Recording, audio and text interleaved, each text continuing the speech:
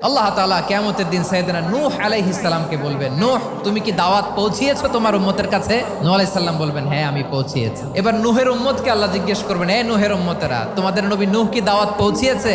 নূহের উম্মত বলবে, না আল্লাহ, কোনো দাওয়াতও আমরা পাই নাই, আপনারাও চিনি নাই, জান্নাতও চিনি নাই, জাহান্নামও চিনি নাই। নূহ আলাইহিস সালাম বিপদে পড়ে যাবেন। তখন আল্লাহ বলবেন, নূহ তোমার পক্ষে কোনো সাক্ষী আছে?